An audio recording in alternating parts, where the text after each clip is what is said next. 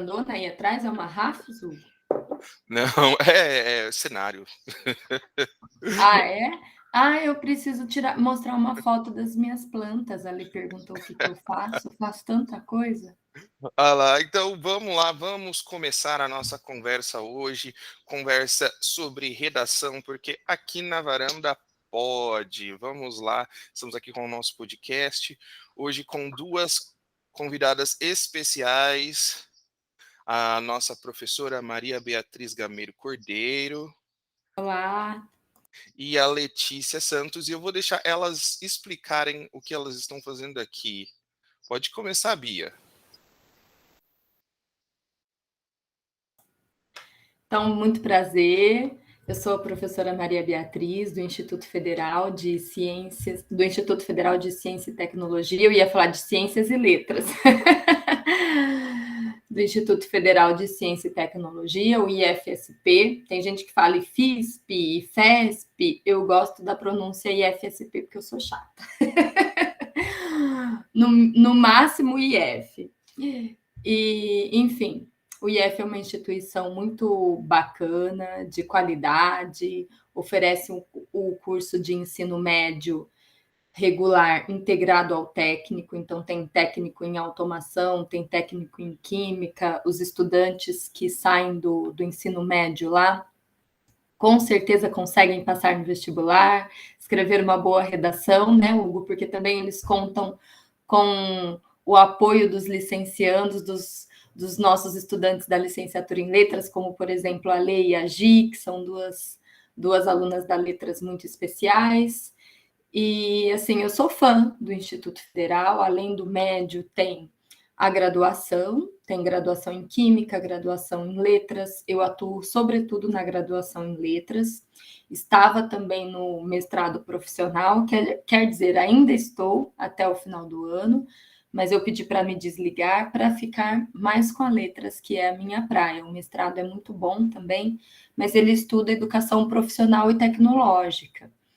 E aí exige um referencial mais da área da sociologia da educação, da pedagogia. E o meu negócio é letras. Eu gosto da licenciatura.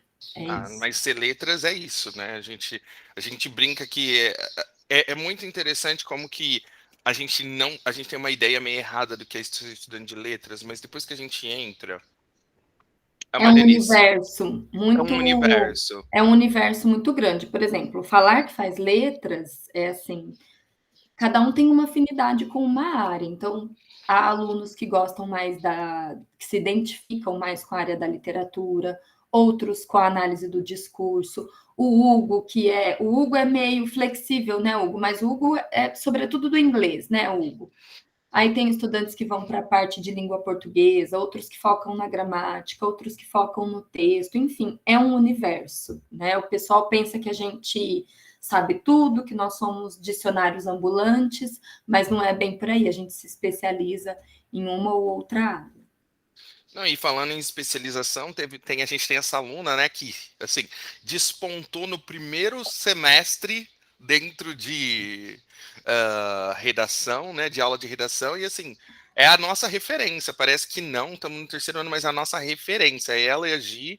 Giovana Targas, que infelizmente não conseguiu estar com a gente, ela teve que trabalhar, mas eu queria as duas, mas a Letícia, assim, ela tem a experiência de estudar. Eu e ela, a gente deu aula no Centro de Línguas, né, no CELIM.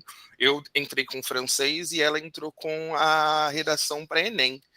E, Lê, como é que foi? Fala um pouquinho de você também, de onde você vem. Oi, gente, boa tarde, né? Então, conforme a pergunta do Hugo, eu ministrei as aulas de redação no primeiro e segundo semestre no IFE, e a Bia foi a minha orientadora, como sempre, nesses anos. E assim, tudo que eu percebi na minha formação pessoal, né, no ensino médio principalmente, deu um reflexo na minha carreira hoje, porque foi muito sofrido. O meu terceiro ano foi muito sofrido. Eu estudava no ensino médio de manhã, no ensino público, no Cônego Barros, aqui de Ribeirão Preto. Depois eu Levei ia. ela lá. Você conhece a Sheila, né? Antes do IF, antes de passar no IF, eu era É professora do verdade. estado, eu dei aula lá. Eu escolhi assim, gente, não conhecia nada de Ribeirão Preto, né? Aí, Lê, perdão, te interrompi, tomei a palavra. Pode Isso falar, Bia, chama. imagina.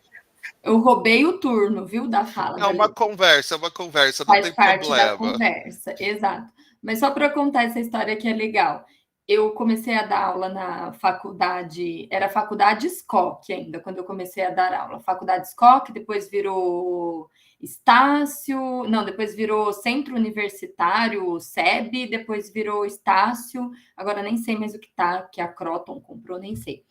Mas aí eu comecei a dar aula aqui, só vinha para cá para dar aula à noite, porque eu dava aula no estado, em outra cidade, em Rio Claro, longe.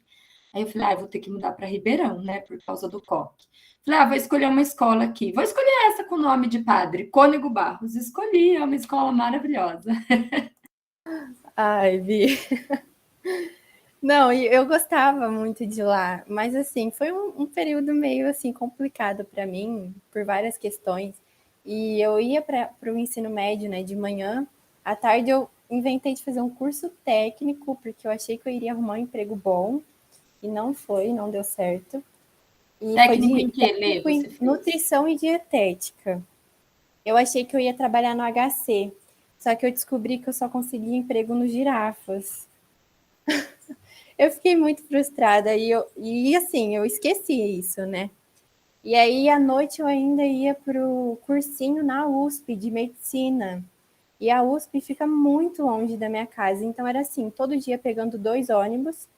Meu pai me buscava à noite, senão eu ia chegar em casa muito tarde. E eu sofri muito. E eu tentava estudar tudo, eu tentava estudar redação, eu tentava ler os livros obrigatórios da FUVEST, eu tentava estudar matemática, não dava certo. E aí, no fim, eu falei, não, vamos focar em uma coisa. Eu foquei na redação, eu percebi que eu conseguia escrever bem, e foi isso. Foquei na redação, estudava bastante, treinava muito, e deu certo. Tanto é que eu entrei no IFE, né? Que lindo ler seu depoimento, assim, Posso tomar a palavra de novo, Hugo? Claro, claro. Eu sou falante, né? Lê, a sua história, você falou, foi um período difícil, né? A sua história é a história da maioria dos brasileiros, né? Eu fui pegar um dado aqui antes de começar, ó. Os 4,9 milhões dos estudantes que prestaram, que se inscreveram no Enem, não efetivamente se prestaram, porque os índices de abstinência têm sido recordes, né? Por conta dessa crise econômica. Nós somos todos trabalhadores no Brasil. Infelizmente, a gente vive em um dos países mais desiguais do mundo, um dos países com muita riqueza, mas quem detém essa riqueza? 1% da população. É muita injustiça. Então, a gente, quando está no colegial, a gente sabe duas coisas, né? Que a gente precisa trabalhar ou passar na universidade. Foi a mesma, eu me vi nessa sua história, sabe? Porque eu também estudei de manhã, fazia revisão à tarde, à noite ia para o cursinho também. Meu terceiro colegial foi muito semelhante ao seu. E aí acabou assim, em dezembro, janeiro, eu já estava trabalhando numa escolinha de inglês como secretária, eu fazia de tudo, eu fazia banco, eu limpava, fazia tudo, porque eu falei, eu não vou ficar esperando o resultado do vestibular, se eu não passar, eu preciso trabalhar. Então é a história dos brasileiros, né? A Né? E sua, a não tem, minha. não tem no período mais angustiante, ainda mais pela, pelas universidades e institutos federais públicos terem essa janela muito grande para dar o resultado. Esses 3 primeiros meses eles são muito difíceis, porque se você não está trabalhando, é a hora de você procurar emprego, porque senão você não vai conseguir É, emprego em abril. Mas ao mesmo tempo, você não sabe se você passou. E aí, eu acho, para mim, até hoje, eu acho que passar no vestibular é uma loteria. Né? Eu não consigo não é olhar assim e bem falar, loteria, né? Porque você tem que estar preparado. Se fosse loteria, a gente chutaria tudo e mas daria eu certo. não sei, eu não consigo, não consegui ter essa certeza de que eu ia passar. Sim, a Só gente quando eu nunca tem. passei, que eu falei assim, passei. E até vou falar que a minha reação foi totalmente diferente da que eu achei que ia ter. Eu achei que eu ia explodir. Eu não sabia o que fazer com aquela informação. entendeu? Eu lembro assim que eu Exatamente, fiquei Hugo. quieto, eu olhei, eu não falei nada pra ninguém. Eu peguei, Falou, e voltei pro meu agora? quarto, sentei, deitei, dormi, levantei, aí tava meu irmão na sala e falou assim: eu passei. Aí ele, Aí contei pra minha mãe, todo mundo fez uma festa. Mas, assim, e foram isso, e foram nesses. Esse tempo de espera foi tão grande que aí deu o tempo até de eu mudar de casa, pra vocês terem noção. Eu morava com a minha mãe, antes de começarem as aulas, eu já tinha mudado de casa. Então, assim, é um tempo muito grande de espera. Sim. E fora que essa espera é doída, né? Eu, Nossa. por exemplo, eu fiquei perdida. Eu fui atrás de emprego, não arrumava em lugar nenhum. E aí me surgiu um emprego na Atento. Não sei se vocês conhecem. Não. Gente, eu entrei lá e eu falei, eu não sei se eu quero. Parecia um formigueiro de tanta O que gente. é essa Atento? É tipo uma telefônica da Ah, vida, sabe? tá. E aí, no dia que me ligaram, eu tava com o celular para eu fazer. Eu já tinha feito entrevista, tudo, processo seletivo. E o dia que me ligaram para confirmar a minha vaga, eu tava com o celular na mão, vendo que eu tinha passado no IFE. E eu falei, Deus, obrigada. Ele me Nossa, livrou, se sabe? precisava de sinal, né? Sim, eu Se tava precisava bem. de sinal, o sinal vem assim, como um Sim, caiu do céu. raio. Não, eu acho realmente que Exatamente. é um processo meio ansioso para todo mundo, né? Falando agora, pegando a palavra. É um processo muito ansioso até começar, porque tem toda essa parte da lista de espera rodar e você ficar pensando, meu Deus, quando é que vai começar as aulas? E quando você chega lá, é outro processo, você tem que se adaptar àquela vida que você não faz ideia de como é, né? Eu vejo os professores, eles passam a bibliografias do curso, fica, meu Deus, eu tenho que ler tudo isso. Aí é todo um processo, eu acho também, que faz todo mundo ficar mais ansioso ainda. E tem gente também que vê que também não é isso para eles, né? Tem isso também, que você chega num curso que às vezes não é aquilo que você quer. Aí eu acho que é um processo também de você ver uma universidade, ver se você quer aquilo, se você quer aquilo também, e vendo como é que vai ser o decorrer do curso. Também é uma ansiedade, né? Você ficar ali no curso. Acho que a Bia caiu. A Não, internet dela é instável. É, e, sim. e aí acontece, né, dentro disso que a gente vai conversando, é a questão de que na hora que você vai ver que você decidiu da sua vida, passou meio ano. Acho meio ano, é Passou verdade. meio ano. É Eu já muito putei que eu difícil. quero. Meu Deus, tem que tem que fazer pesquisa, não sei o quê. Eu acho que a universidade também traz muitas oportunidades, mas também deixa você ansioso para ir pensando quantas coisas você pode fazer, né? Acho que é uma coisa muito legal. E, Lê, você falou aqui, né, que da questão da redação em si, né, indo um pouquinho mais pro tópico, é, você falou que você se aplicou, até isso me lembrou muito de mim, né? Porque eu meio que, no meu processo de fazer a minha formação da língua inglês, eu falei assim, gente, eu faço isso levemente bem. Eu acho que talvez, e aí quando a gente fala, né, talvez a gente não vai ter muito tempo para desenvolver outras aptidões no mundo. Então eu acho que é por aqui que eu tenho que ir.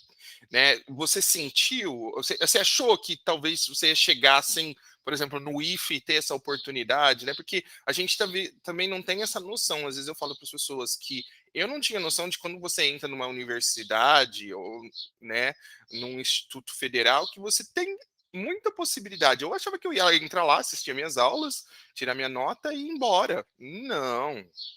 Assim, o que você achou desse processo? Que aí você, como uma pessoa que estava ali já aplicada, já no meio da redação, desponta assim e começa a trabalhar com isso já para a vida, porque eu estava fazendo estágio, a professora falou: olha, quem precisar, fala com a professora Letícia da monitoria, ela é assim muito boa em redação. Sabe quando você fala assim, vira referência, né? Não, Olha, eu não não sabia. já estou contando Tá aí, chique. vira Tô chique. referência. Vira referência. E eu fico Sim. super orgulhoso. Assim, Ai, eu fico muito orgulhoso. Eu falo assim, gente, não é isso que eu te conheço, a gente, que para quem não sabe, né, a gente pegar um ônibus junto. Eu vejo ela, tudo que ela faz. Então, assim, né, trabalho incrível e sempre muito bem nas aulas também. Então, é muito para mim é muito gostoso, assim, né? E eu estava assistindo as aulas e foi falado mais de uma vez, não, a professora Letícia da monitoria, quem precisar. Como é que foi isso para você? Na hora que você chegou para pôr a mão na massa ali, o que você achou? Ô, Bia, você quer falar alguma coisa? Pode falar. Pode falar primeiro, depois eu falo. Tá. Eu não esperava, Hugo, para falar a verdade. Assim, eu tinha acabado de sair do ensino médio. Tanto é que quando eu fui chamar a Bia para ser minha orientadora, ela falou assim: Você tá no segundo, né? Eu falei: Não, no primeiro. Aí ela ficou meio assim: Certeza. Mas assim, eu não esperava. Tanto é que no dia que eu fui fazer a prova, né, passar pela banca do para ver se eu conseguiria a vaga, né, de professora de redação, eu fiquei super insegura. Eu achei que eu não iria passar nem na porta. Eu lembro que estava a Claudinha e a Jaque. Eu fiz uma apresentação em PowerPoint, eu lembro. E eu aprendi muito no cursinho de medicina que eu falei que eu fazia na USP à noite. Eu aprendi muito, muito mesmo lá que eu desenvolvi mesmo a redação. E aí eu fiz assim, no mesmo modelo que eu tinha aula, eu fiz para apresentar. E, gente, eu tirei 9,5. Eu falei assim, não. Eu lembro que eu vi a nota, eu falei, mãe, olha isso, não é possível. Eu acho que tem alguma sabotagem aqui. E foi, gente. E eu lembro também que os professores falavam, olha, não desanima, os alunos desistem, vai ficar 2, 3 na sala. E eu fiquei bem assim, chateada, né? A gente ouve isso antes de colocar o pé na aula, na sala de aula. E eu lembro que muitos alunos ficaram. Assim, a gente tinha 15, 20 alunos. E a gente fazia muito simulado, a gente explicava a teoria, a gente sempre pedia redação. E assim, foi muito legal, porque foi diferente, não foi aquela coisa tediosa que o aluno fica na aula ouvindo a teoria, ai, tem que fazer assim, assim, assado. A gente propunha muito tema, a gente fazia a folha de redação como é no Enem. E assim, eu acho que foi diferente para eles, porque eles não tinham acesso a isso, fora os alunos que estudavam em escola particular, né? E eles ficaram assim, no último dia eu lembro que a gente fez a festinha, tinha uns 10 alunos, e foi uma surpresa, sabe? Tipo, 10 alunos no último dia de aula aqui. Foi muito legal, foi muito gratificante. Eu queria aproveitar o gancho da fala do Hugo, né? Quando ele disse que ele imaginou que entrar na universidade seria cumprir o currículo e pronto, acabou, tirar nota, né? Mas isso então, tem a ver com a escola pública, gratuita e de qualidade, que a gente tanto defende. Né? A universidade no Brasil, embora o Instituto Federal não seja uma universidade, ele é uma instituição de ciência e tecnologia, mas ele tem um nível superior e, embora queiram sucateá-lo, né, diminuir a verba para a educação, a gente tem visto os ataques aí, ele resiste. E o Instituto Federal, assim como o Unesp, USP, Unicamp e outras tantas universidades públicas, eles oferecem um mundo de oportunidade. Então, tem bolsa de extensão, que é o caso da Letícia no Selim, é por meio da extensão. Tem bolsa monitoria, a Letícia também saiu do Selim e foi para a bolsa monitoria. Tem bolsa de iniciação científica, que eu espero que a Letícia consiga o ano que vem, a iniciação científica. E, enfim, eu consegui o meu mestrado e o meu doutorado por causa da iniciação científica na graduação. E tem outros programas também, como o PIBID, a residência pedagógica, que são programas maravilhosos também.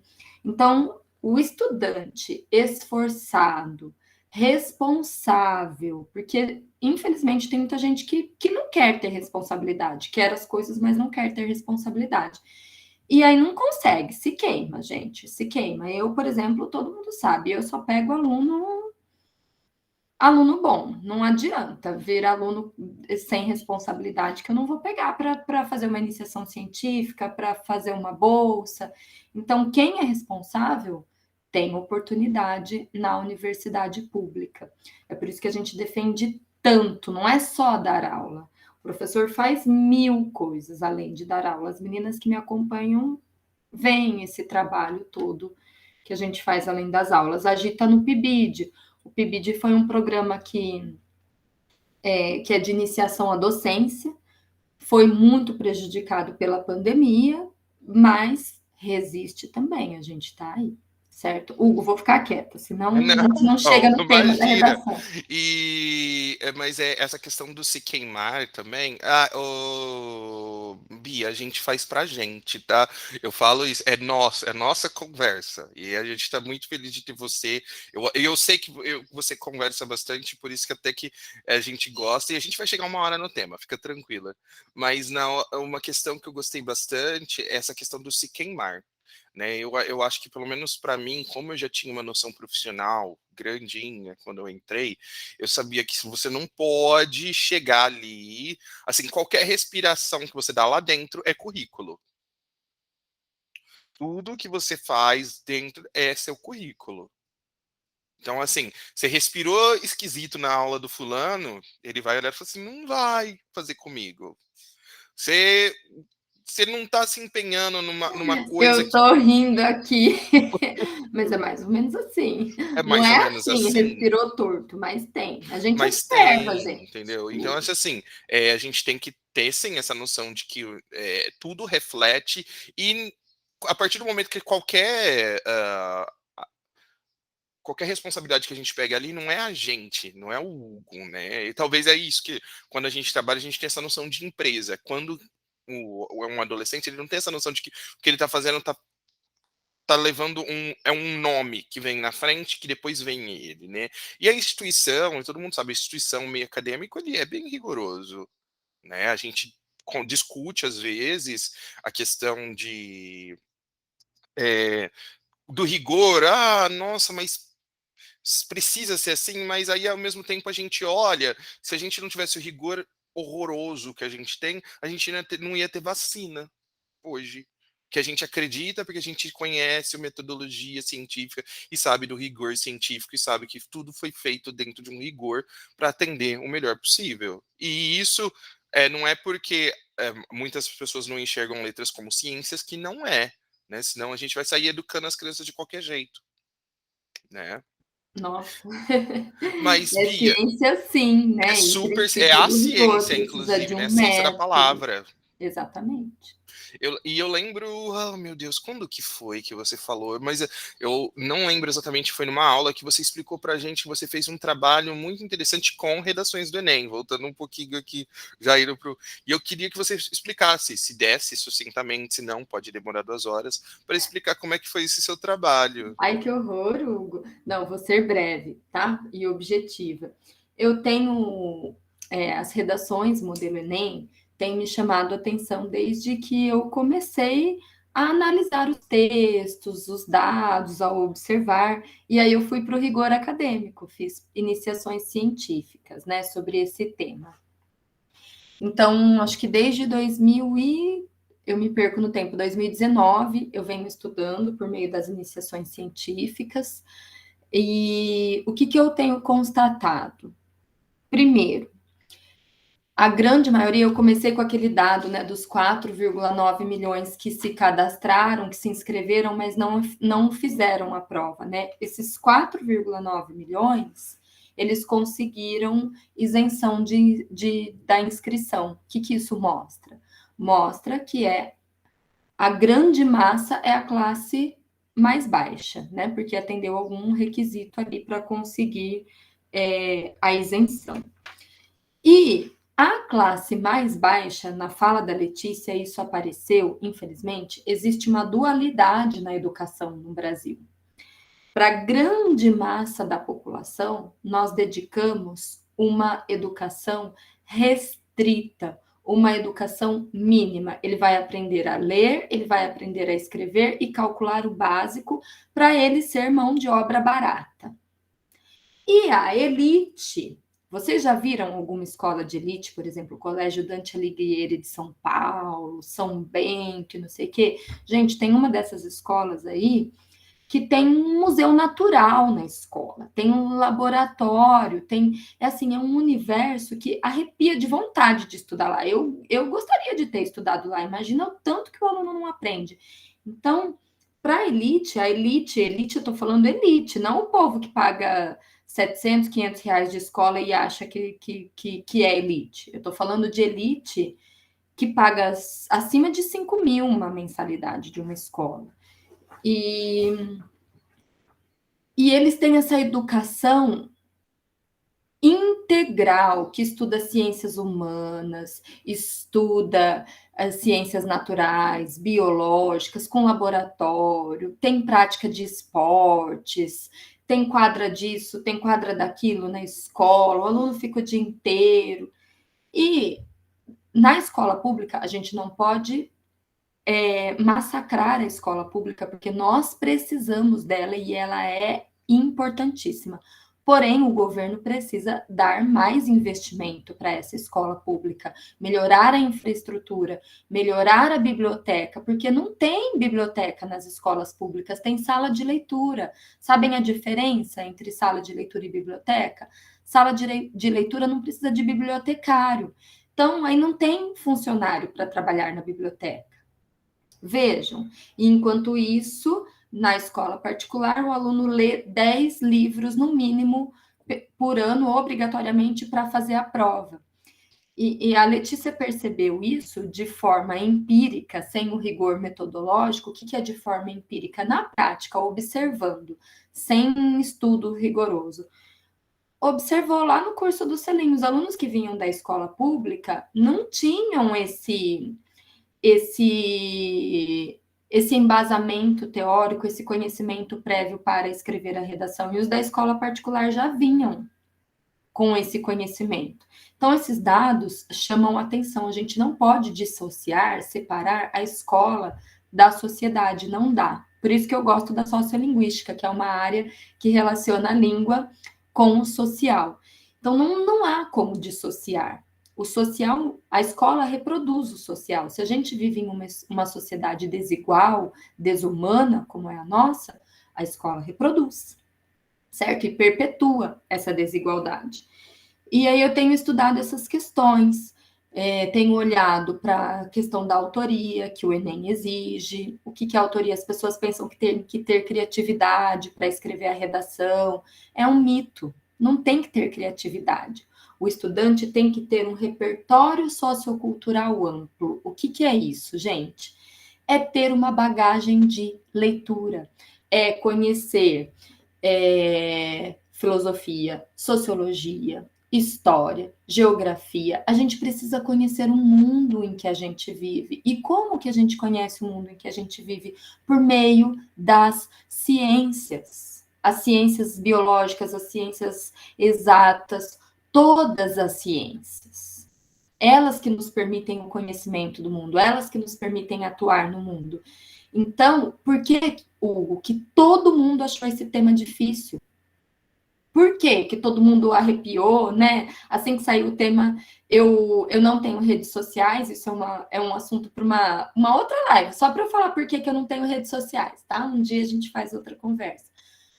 Mas aí eu leio as coisas, e aí eu li e vi um meme, né, da Nazaré, da Nazaré, assim, descabelando todo o tema. O tema não é esse, né? O tema não é difícil. Não é difícil, gente. Então, Bia, mas aí que tá. Eu olhei. Sabe quando você olha assim? Porque eu até tinha olhado que eu tinha esquecido o tema que eu fiz, mas eu esqueci. Eu esqueci de novo o tema que a gente fez. Era alguma coisa sobre tecnologia. Das fake news? Das fake news, manipulação de manipulação, dados. mas aqui eu achei que naquele momento que a gente tava foi super pertinente. Sabe quando você falou assim, nossa, mas a galera vai sair daqui tirando 1000 todo mundo. Tava super pertinente, né? Até eu, como adulto já, aquilo eu tinha que conversar com os meus alunos. Assim, olha, que foi um tema não previsível. Por que ele é imprevisível, Hugo? Porque a gente não conhece a sociedade em que a gente vive. A gente não sabe que o Brasil é um país com muita pobreza, que as pessoas estão passando fome, que as pessoas não têm direito ao nome, que as pessoas não têm direito a um registro civil, que é o básico, é a certidão assim, de nascimento. Para mim, não sabe. Eu olhei e falei assim, gente, eu não sei. E eu tô sendo muito honesto. Eu não sei falar sobre isso, eu não sei auxiliar um aluno a falar sobre isso. Exatamente. Entendeu? Mas aí também, Hugo, a gente tem um outro mito. Eu leio muitas redações. E ao ler as redações, um bom estudante que tem uma capacidade crítica, analítica, interpreta bem, lê bem, eu falei que ele precisa de um repertório, né? O repertório ajuda muito para ler e compreender o mundo, porque a gente só compreende o mundo com esse conhecimento prévio.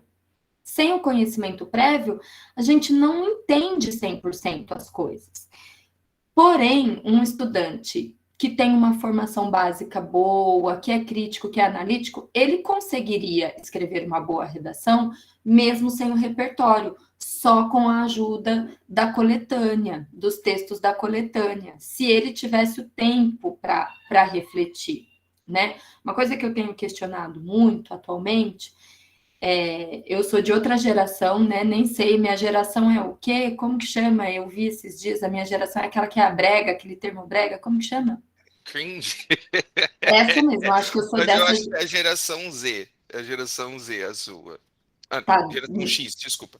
Geração X. É a geração X, isso. Millennial 40 anos atrás, e né? depois vem os Zs. É a geração X a sua. Então, e na minha. Ah, é tão chato falar na minha época. É tão. Como que é o termo? Cringe? Como que é? Cringe. Cringe. Cringe, com G. Cringe. Cringe. Tá, gente, logo se percebe que eu sou a velha da Praça Nossa, surda e péssima em inglês, tá? Mas então, na minha época não tinha internet no ensino médio, não tinha internet. Eu fui usar um computador pela primeira vez na faculdade, eu achava o máximo usar um computador na faculdade. Claro que pessoas com maior poder aquisitivo na minha época já tinham um computador no colegial, né? Mas era tudo mais simples. Hoje eu percebo que com esse aparato tecnológico se exige muito do estudante do ensino médio, muito, porque não é fácil fazer o Enem, não é fácil fazer a redação do Enem. Eu estou falando aqui para vocês, mas eu já fiz esse exercício de escrever uma redação modelo Enem. Não é fácil. Os critérios são muito rigorosos. Olha o rigor novamente, né, Hugo? Hoje, a prova é complexa, é extensa, é muito texto, é longa. Então, são muitas variáveis para controlar ali no momento da escrita. É por isso que tem que se preparar com antecedência. Tudo está complexo nesse mundo. É muita informação. Eu fico pensando quando o Gabriel, meu filho, que tem 10 anos, for prestar o vestibular. Como é que ele vai guardar tanta informação, gente? Tem muita coisa. Hoje a gente tem que saber sobre tudo, sobre o mundo, não é só sobre a história do Brasil, a gente tem que saber sobre tudo.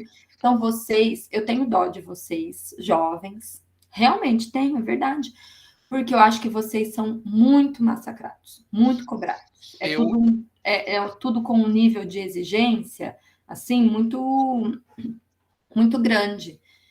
E Eu sempre achei que talvez ia ter um movimento de retrocesso. Assim, nessa questão de talvez devesse. Não, eu não sei se é simplificar a palavra, mas talvez, assim, talvez, eu acho que, porque eu acho que é muita coisa. Eu lembro que, é que o né, conhecimento ele vem se acumulando. eu lembro que quando Com eu a internet a gente sabe tudo do mundo inteiro em segundos, em minutos.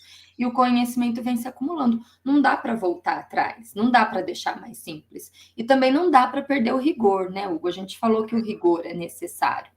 Eu só tenho pena porque, assim, é muita exigência, né? É muita exigência. Mas é o mundo atual, é como a gente vive. Então, a gente tem que saber lidar com todas essas variáveis para que vocês não adoeçam, porque o Brasil é um dos países com um dos maiores índices de ansiedade do mundo. E eu vejo muitos jovens ansiosos, né? Fala, Hugo. Não, eu vejo, não, imagina. Inclusive, Hannah, eu achei que você tinha alguma pergunta, eu tava vendo seus olhinhos aí, você tinha uma pergunta. Não, tinha não. Ela estava tirando sarro de mim ela estava olhando para baixo, olhando no WhatsApp, tirando sarro, falando, ó, a Bia dando bafão. Não, a gente seguindo aqui, né, falando do tema, não só do Enem como tudo, mas do tema, né, invisibilidade e registro civil, garantia de acesso à cidadania no Brasil. Não sei, assim, primeiro, assim, o que você acha desse tema em questão de perspectiva social? a minha leitura disso é: pessoas no Brasil não têm registro civil. Agora, o que isso acarreta? Talvez é o que a leitura dos textos apoiadores nesse dia foi imprescindível. Imprescindível, exatamente, porque assim, e porque o que acarreta ter esse... Porque a gente tem aí, às vezes a gente fala isso, né? Tem coisas, privilégios que a gente nem sente. Então, olha, então um vamos registro lá. civil é um privilégio, O sendo que registro você civil pode ir no ali... Brasil, nesse país desigual, é um privilégio. Por quê? Antigamente, antes de 97, antes da lei, tinha que pagar para ter esse registro.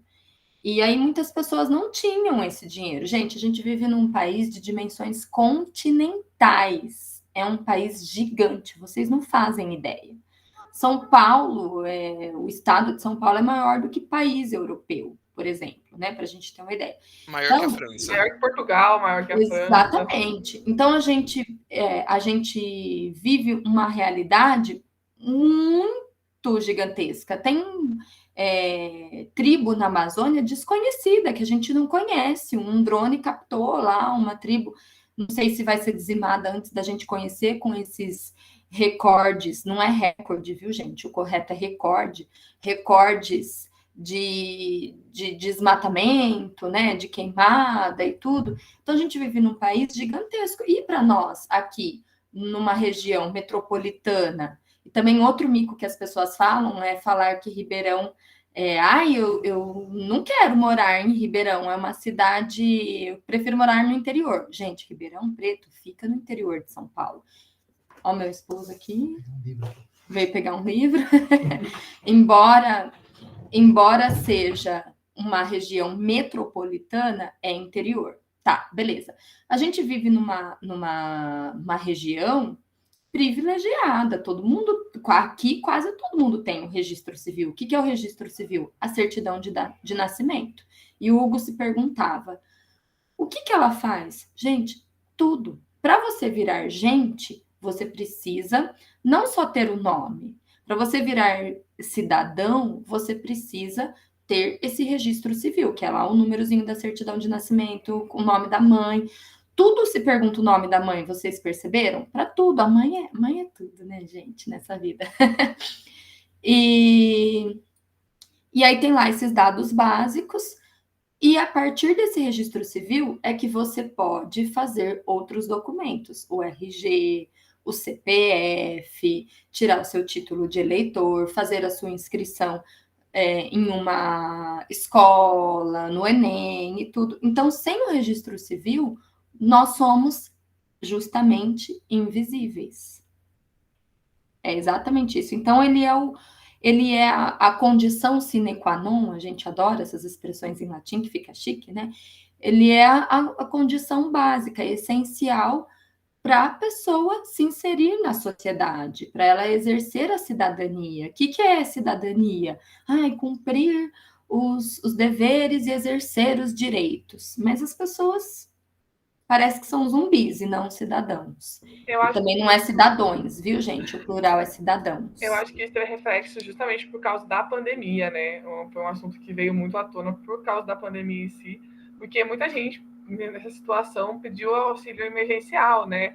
E com isso tinha que ter esse registro civil, porque tem que ter um CPF. E eu tinha lido uma matéria que muita gente não conseguiu justamente por não ter registro civil. E isso refletiu ainda mais a desigualdade, né? A pessoa precisava de um auxílio emergencial, né, por causa da conta da pandemia, e não teve direito a isso porque não tinha um registro civil. Então, perfeito, Gi. Então, acho que esse tema também foi muito pertinente por tudo que aconteceu nesses últimos 2 anos, com o auxílio emergencial, com a galera que não conseguiu porque não tinha o CPF, não tinha uma certidão de nascimento, não tinha o registro civil, que é o direito, né? A cidadania, igual a Bia falou. Hoje, muito bem lembrada essa questão do auxílio emergencial. Maravilha, obrigada por ter trazido isso. Realmente, né, a pandemia escancarou a desigualdade social no nosso país, né? Assim, é gritante, é vergonhoso, é vergonhoso. Hoje eu acordei pensando, eu sou uma pessoa que fica pensando, né? Pensa. Eu acordei pensando, gente, como seria legal, né, se nós pudéssemos viver em um país em que fosse menos desigual, que todo mundo quer o próprio bem, tá? Mas se todos tivessem o próprio bem, existem sociedades em que a desigualdade é menor. Por exemplo, na Alemanha é bem menor, né? Existem os pobres? Existem, mas não é gritante que nem aqui. Estou citando um caso só, né? E foi muito cruel essa burocracia toda para o acesso ao auxílio emergencial, porque teve muita desonestidade, muita gente que pegou auxílio emergencial das pessoas que realmente precisavam, e os que precisavam, os que verdadeiramente necessitavam do auxílio, não sabiam o passo a passo, não sabem mexer com tecnologia, né? Vai dificultando o acesso. Então, perfeito, Gi, muito bem lembrado. Então, o Hugo falou, o da tecnologia foi pertinente, isso eu não sei, extremamente pertinente. É que a gente desconhece o abismo da desigualdade, né? Fala, Hanna. Não, é porque vocês foram para um lado que eu não tinha pensado. Porque quando a primeira vez que eu vi o tema, a primeira coisa que eu pensei foi nos estrangeiros. Os de fora que vêm, principalmente. Os haitianos, o Brasil recebeu muito venezuelano, haitiano. Isso, exatamente. Foi a primeira coisa que eu pensei, foi justamente nos estrangeiros que estão vindo de fora para cá. Tem muito venezuelano, porque... E eu vi, né, muito venezuelano, porque o meu pai mora em Manaus, e aí eu vou de vez em quando visitar ele. E lá, por ser do lado, o povo vai lá para Manaus. Então, tipo, vai no centro, ali, tem muito venezuelano lá. E aí até um venezuelano trabalhava na loja de uma prima minha, ajudando a cortar pelo de cachorro. E ajudava banho e tosa, porque ela tem um pet shop, e aí o cara ele ajudava lá no banho, na tosa e etc. E aí, então, tem muita gente assim, justamente tentando emprego, tentando se reinventar, né? E todas essas coisas. Então foi a primeira coisa que eu pensei. E aí vocês foram para um lado totalmente oposto. Eu fiquei, gente, será que tá certo? Foi o que eu entendi. Tá certo. Uma coisa não exclui a outra. A gente tem que pensar assim, Hanna, todo problema que é complexo, todo problema, ele tem N causas, N fatores. Por isso que o rigor científico é tão importante para analisar as coisas.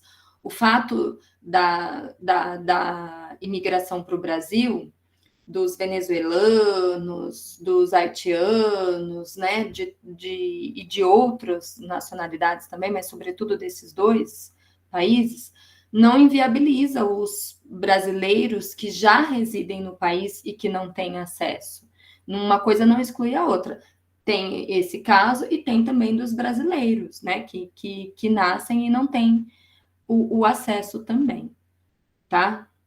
Vocês viram na coletânea, eles apresentam um mapa, e o mapa mostra em todas as regiões do Brasil existem pessoas sem o registro civil, em todas, inclusive em São Paulo. E você, Lê, você trabalhando nessa área, lendo isso, o que te deu, né, na hora que você viu? Porque é assim, é o que eu falo, com a gente como alunos de letras, se espera que se saiba articular. Mas foi o que eu falei, eu só dei graças a Deus que não era meu ano. Eu tô sendo bem honesto, bem honesto. Assim, não foi meu ano, graças a Deus. Mas e como é que trabalhar? Porque realmente a Bia já tem esse repertório, tudo, mas e você, na hora que você teve que olhar, falou assim, nossa, se eu tivesse que trabalhar, você vai ter que trabalhar isso uma hora esse tema vai chegar para você e você vai ter que trabalhar com os alunos futuramente, né, até para trazer esse repertório para eles. O que você acha? Infelizmente. Gente, eu estava trabalhando, porque de domingo agora eu trabalho em um Donuts, aqui de Ribeirão. E aí saiu o tema, eu fui ver, aí eu falei, nossa, o que significa isso? Eu não entendi. Eu li de novo, eu não entendi. Eu falei, nossa, gente, mas o que eles querem aqui? E eu até pensei, eu falei, tanta gente passando fome, desempregada, e cai um tema assim fora da... Não é fora da realidade, mas assim, fora do cotidiano, né? Do comum. Mas ele que a tem gente tudo a vê. ver, né, com a Sim. fome, com a pobreza. Ele tá. Sim, tá articulado. Eu não consegui pensar, quando eu li, eu não consegui pensar em uma argumentação, enfim, em uma solução também, tanto é que eu não sabia o que falar sobre, como é que eu iria concluir, né? E eu achei muito difícil, confesso. Eu acho que, assim, ainda mais os adolescentes, né, que fazem o ensino médio, ou fazem a prova, né, do Enem do ensino médio, eu não consigo me colocar no lugar, porque eles não têm essa perspectiva, né? Eles não conseguem visualizar, assim, além do normal, além do que eles veem, né? E eu acho que foi sofrido para eles, para entenderem e escrever sobre o tema. Mas Vocês viram a importância daquilo que eu falei do repertório? Sim. Se a escola precisa valorizar as ciências humanas, história, geografia, e o aluno precisa estabelecer relações. Isso que a gente está fazendo aqui ao vivo e a cores, a gente não combinou nada, a gente está estabelecendo relações. Então, a Hannah pensou na questão dos haitianos, dos venezuelanos, por causa da leitura de mundo dela, da experiência, da vivência, do que ela viu. Olha lá o repertório de mundo. Isso a gente estuda em linguística textual também na letras, né? O conhecimento de mundo. Agir por ter esse repertório, ter lido a questão do auxílio, trouxe outro aspecto importante.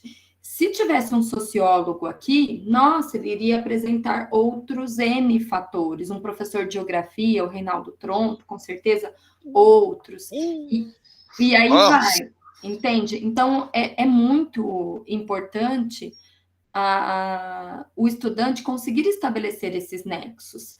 Viu algum dado em geografia e tal, anota, guarda, para trazer como embasamento. Porque tudo está concatenado, tudo está ligado, tudo tem articulação. É isso que a Letícia falou, para mim é o que fica mais forte, assim. Como que um adolescente, e aí eu vou até falar que talvez um adolescente de escola pública consiga até pensar melhor nisso do que um adolescente de escola particular. É muito mais a realidade de um adolescente de escola pública, mas mesmo assim... Se ele entendeu o tema, se ele soube o que é a invisibilidade e tal. Mas mesmo assim, eu acho que talvez, foi o que eu falei, fazer uma análise do discurso aqui, por trás de cada termo que foi usado, porque invisibilidade e registro civil, talvez num primeiro momento, que foi o que foi para mim, eu falei assim, não, invisibilidade quer dizer que você não está visível, registro civil quer dizer que você está dentro da sociedade. Então, é o que eu falei, só pegando os elementos, garantia de acesso à cidadania. Esse acesso à cidadania, a Gi colocou muito bem, né? Porque realmente, para mim foi um pouquinho difícil isso aqui, que é esse acesso à cidadania, né? Sem a certidão, você não tem direito a nada, nem ao auxílio.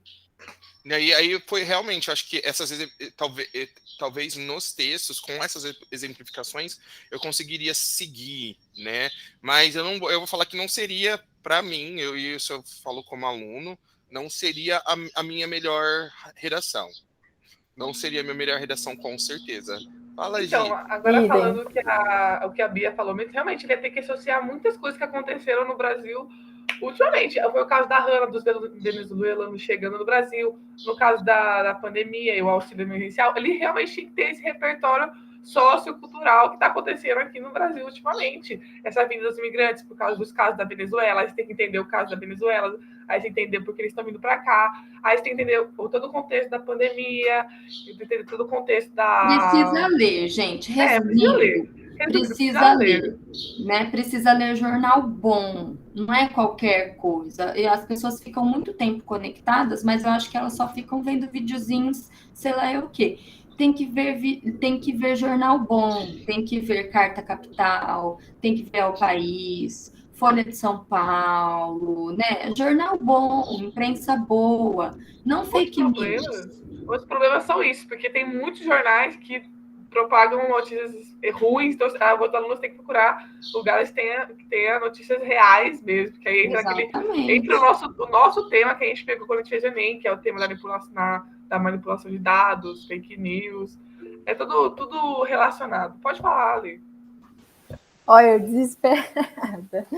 Não, eu queria falar também que vocês estão falando, que o aluno tem que ler, tem que procurar, e aí eu paro para pensar, com que tempo, com que recurso? Porque eu lembro até de uma cena, eu estava lá na USP, em frente à Faculdade de Medicina, pobre estudante, e eu estava com o livro Cortiço na mão. E eu falei, não, eu vou ler esse livro. Eu tenho que ler esse livro para o FUVEST. Eu amei ler esse livro no colegial. Gente, eu não li ele até hoje, vocês acreditam? Eu tô devendo. Tá? Sério, eu quero comprar uma edição agora que tá muito cara. Desculpa. Não, gente, a edição que eu quero tá cara. Eu tô esperando um pouquinho diminuir o preço. E aí, gente, eu tava morrendo de sono. Eu tava, assim, exausta. Eu queria, assim, deitar na mesa que eu tava e dormir. Como é que um aluno que tem essa rotina, essa vida, como é que ele vai ler? Como é que ele vai parar, sentar e procurar, pesquisar? Entendem? Mas eu vejo essa disciplina porque não é inerente ou comum aos alunos de ensino médio ter esse repertório de mundo. Não é. Parece que nem na escola particular eles não leem jornal, eles não estão a par do que é o mundo. Nesse nível tá todo mundo no mesmo barco. Não tem maturidade para saber que é importante. Eu também não lia muito. No colegial eu lia livro. Eu lia o Estadão no colegial. Não, quando eu comecei a fazer cursinho, eu comecei a ler jornal. Eu li jornal todo dia. A Ilustrada. Porque não dava, entendeu? Eu acho que até isso pode ser um projeto de vida ali mais para frente. Os professores eles poderiam tentar ensinar os alunos a ler jornal dentro da sua área. Nem o professor tem tempo para ler. Exatamente. O professor dá aula em 3, 4 escolas, eu não sei o que, chega esbugalhado, nem ele tem tempo para ler o jornal. A necessidade da sociopolítica nesse momento, da sua aula de sociopolítica com o professor de geografia. Olha como... E assim, saber ler, né, o mundo dessa forma, fala assim, não, eu tô lendo isso daqui é sociopolítica, assim, assado, blá, blá, blá. História, geralmente, a gente consegue ver melhor. Eu vejo isso. Tanto é que nem sempre cai história. Cai muito mais geografia do que história no tema do Enem. Né? Ou, às vezes, alguma coisa voltada... a tradição de abordar as questões políticas sociais a favor dos direitos sociais. Então, por isso que está ligado mais à geografia, de um modo geral, né? Hugo, posso falar uma coisinha que a Lê, da fala da Lê? A Lê fez uma pergunta crucial, né? Que dói na gente. Que horas o estudante vai ler? O estudante que tem essa rotina. Onde ele vai pegar o livro? Se ele não tiver acesso ao livro na escola pública, como é que ele vai comprar o livro numa situação em que a gente está, em que as mulheres estão se queimando porque não estão conseguindo nem comprar gás, estão fazendo comida com queimando madeira. A gente está nesse ponto do país. E enquanto isso, o pessoal está exibindo aquele touro dourado lá, copiando. Já foi tirado. A elite se humilha e humilha. Li isso hoje. Enfim, bom. Aí, como? A Letícia fez essa pergunta. Aí eu falo a importância da escola pública em trazer o conteúdo que eu estou chamando aqui de clássico, entre aspas, isso aqui é aspas, adoro fazer aspas assim com as mãos, trazer esse conteúdo necessário, esse conteúdo sociopolítico, esse conteúdo literário, esse conteúdo da história, da geografia, da filosofia, de todas as áreas, né, das ciências humanas, das ciências exatas, biológicas e naturais, para a escola, porque é o único lugar onde esse estudante, que é representado pela Letícia, terá a possibilidade de acessar. Se ele não tem em casa, na casa onde não tem nem comida, é só a escola que garantirá o acesso. É por isso que eu não critico, mas questiono, Hugo, por exemplo, alguns modismos pedagógicos, vamos chamar assim. Então, agora a gente tem que trazer rap, funk, não sei o quê. Ele pode ser uma porta de entrada para chamar a atenção do aluno. Mas o rap, o funk, o não sei o que, o bererê, a literatura mais marginalizada, vamos chamar assim, ele tem acesso no cotidiano dele, ele escuta, ele sabe decor. Agora, e o clássico, ele vai ter acesso? Então, pode ser a porta de entrada para a escola, para chamar a atenção desse aluno, mas não o objetivo final. E falando em literatura, vocês viram que eu estava olhando aqui para baixo?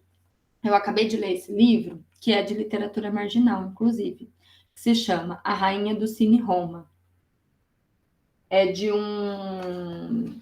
Ele também não é brasileiro, ele é mexicano. Alejandro Reis nasceu no México, é jornalista e escritor, viveu nos Estados Unidos, na França, depois mudou-se para o Brasil, onde dedicou-se ao trabalho social com crianças e adolescentes de rua. Ele é mestre em estudos latinos-americanos pela Universidade da Califórnia, e a tese incide sobre a literatura marginal, justamente. Escreve em diversos órgãos de comunicação, e ele escreveu esse livro aqui em decorrência desse projeto social que ele fez com os meninos de rua. Gente, eu nem consegui dormir direito, porque eu li antes de dormir esse livro. É muito forte, porque a gente sabe, a gente vê as pessoas na rua, crianças na rua, meninos de rua, e a gente vê de uma forma pejorativa, né, na sociedade. Mas ver o lado deles, de certa maneira, eles até podem ter o registro civil, mas vocês acham que essas pessoas que andam na rua ficam com o RG, com a certidão de nascimento nas mãos? Eles não ficam. Esse livro é muito forte, muito forte. No começo eu falei, não vou ler, não gostei da linguagem, é muito, muito pesada, mas que outra linguagem tem para descrever esse mundo? Não tem. Então, assim, daria para ir pelo campo da literatura também, não só esse, como os clássicos Capitães de Areia, que também fala das crianças em situação vulnerável, né? O próprio Vidas Secas. Os meninos não têm nome. É o menino mais velho e o menino mais novo. Que é coisa mais invisível que isso, mais forte que isso, não tem nome. Não tem nome. O que é o registro para uma pessoa que está ali desesperada para sobreviver, para subsistir? O próprio Morte e Vida Severina, somos todos severinos nessa vida. Somos todos severinos.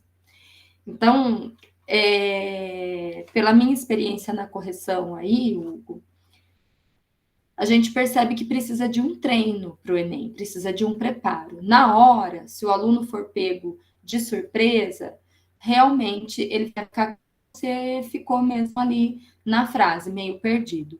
Mas precisa ler bem a coletânea, ler com atenção, que ela sempre ajuda. Se o aluno não tiver esse embasamento, gente, não é fácil. Para a gente que veio de classes mais baixas, que não tem muita oportunidade, eu vou contar a minha história, como é que eu lia.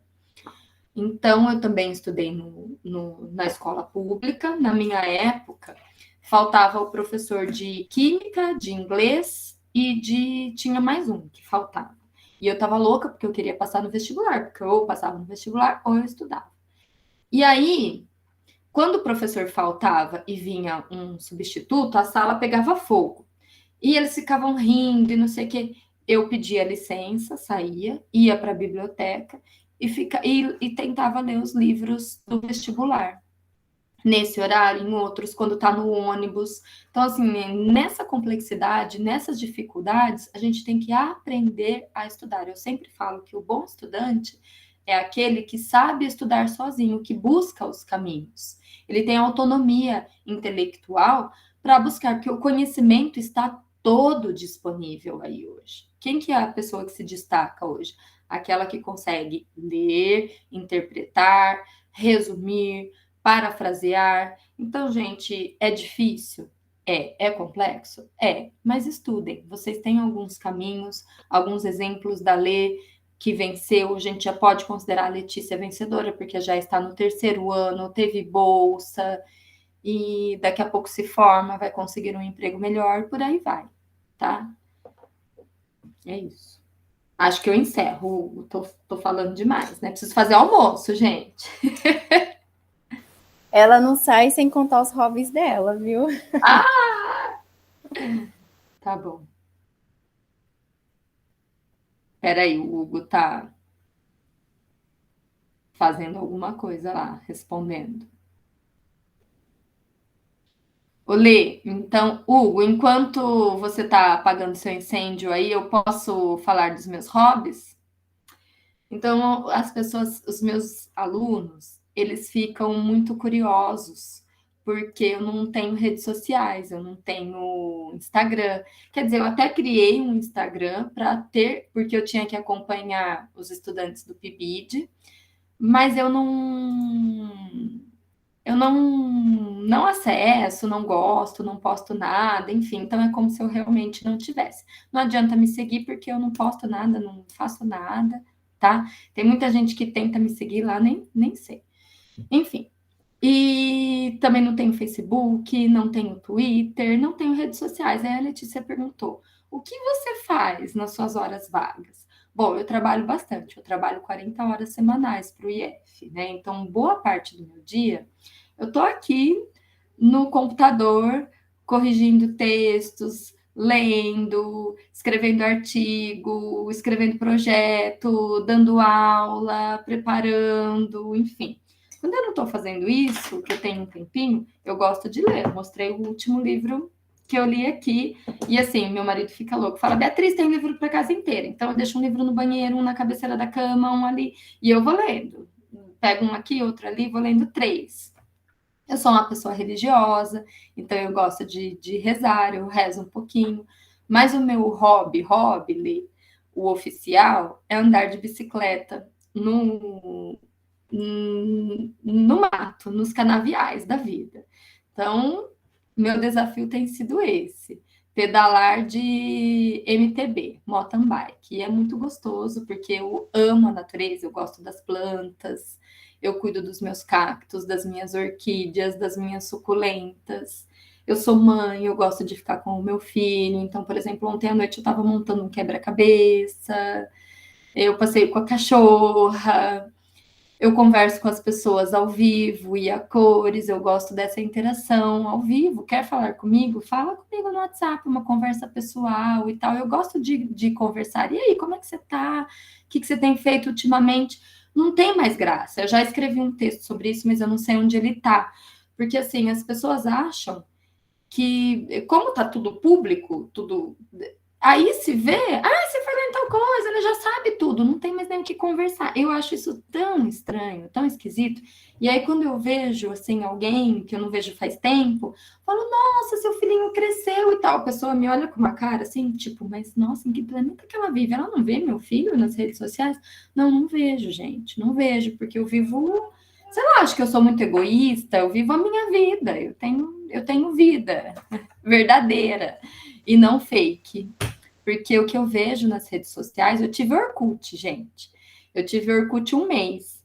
E aí eu tava lá trabalhando, dando trocentas mil aulas e fazendo trocentas coisas. E eu só via o povo postando cerveja, praia, e não sei o que. Eu falava, poxa, gente, será que só eu que sou a única que trabalha nesse lugar? Não sei o que. Eu ficava incomodada. Eu falava, nossa, a minha vida é uma bosta mesmo perto dessas pessoas. Então eu prefiro a ignorância. Mas a Bia é chique, a gente não acha ela no Instagram, no Facebook, mas a gente acha ela no Lattes, no escavador. Né, Bia? Ai, Deus. Eu vou até mostrar, ó. Deixa eu projetar aqui, Hugo. Tira aí, ó. Vou mostrar eu andando de bicicleta. Eu morro nas subidas, gente. Morro. Vocês querem ver eu subindo ou vocês querem ver uma foto? Eu quero. Quer me ver subindo? Peraí. Deixa eu ver o que eu vou projetar aqui. Vamos ver se esse é o vídeo. Baixei do WhatsApp. Olha eu aí, ó. Essa subida é difícil porque tem muita pedra. E aí eu vou E devagar. ainda não tá aparecendo Não tá? O que tá aparecendo? a pasta dos downloads. Espera aí. Deixa eu ver. Uma janela, não. A tela inteira, uma guia? Ah, não vou conseguir projetar? Eu acho que se você colocar a tela inteira, aparece. Mas é uma foto, um vídeo. Como é que eu vou colocar aqui? WhatsApp e vídeo. Espera aí. Vou tentar. O vídeo tá aqui, Hugo. Aí eu vou em Inteira. Vê se vai. a tela inteira. Compartilha a tela inteira e abre ele. Aí eu acho que ele aparece. Peraí. Aí vai sinalizando para mim. Peraí que agora eu tenho que achar o vídeo. Onde está o vídeo? Começou? Agora foi, sim. Eu estava falando que essa subida, para mim, é difícil. Para o meu marido, que tem histórico de atleta, é fácil. Ele sobe, desce, me espera. Eu quase morro, porque eu fui sedentária, assim, né? Não pratiquei esportes de verdade. E aí eu subo muito devagar, muito. Esse dia eu não caí por sorte. Porque tem pedra, tá vendo aqui as pedras? E aí eu vou devagar, na pedra escorrega. Então essa subida é um desafio para mim. Eu quero subir melhor essa subida. E aí eu fico 2, 3 horas no pedal no final de semana. E é isso, eu leio com o Gabriel, a gente leu Sherlock Holmes, a gente leu Viagem ao Centro da Terra, juntos, a gente leu A Ilha Misteriosa.